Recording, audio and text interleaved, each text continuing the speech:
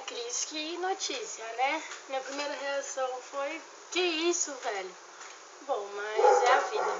Eu poderia ficar aqui muito tempo falando de quanto você é importante pra mim e quantas vezes nós já fizemos 1 milhão de coisas juntos, mas eu acho que não precisa, né? O sentimento vai estar presente sempre, no meu coração e no seu.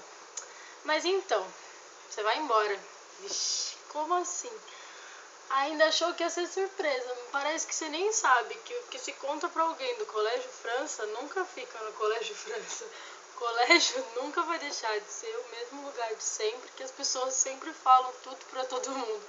Mas isso é muito bom, porque possibilitou de a gente estar aqui com você hoje.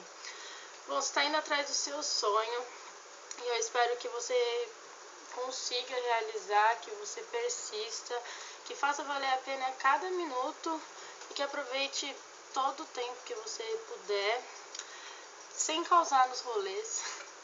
Não causa, por favor. Continue esse menino carismático, engraçado, insuportável e fantástico que você é. Nunca deixe apagar essa chama que tem dentro de você, de ser uma pessoa boa, de ser feliz todo momento. E mesmo que você precise estudar 48 horas por dia e tomar 20 litros de café, eu sei que você vai conseguir fazer as suas atividades, vai terminar e ainda vai ajudar uns 3 ou 4 que estão completamente perdidos. Porque esse é o Christopher que eu conheço. Ele vai atrás do sonho dele, ele faz as coisas dele e ele ajuda quem precisa de ajuda. E é uma coisa muito importante que você não pode perder.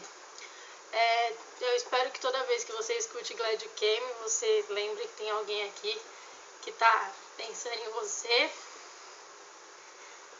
Espero que você seja muito feliz e que você não esqueça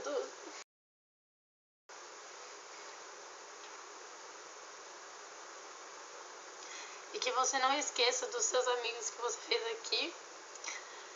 Que você dance muita salsa e muito tango. E que você não encontre ninguém pra ficar cantando e irritando os outros, porque essa pessoa vai ser só eu sempre. Tá? E seja feliz. Turn the lights out now, I'll take you by the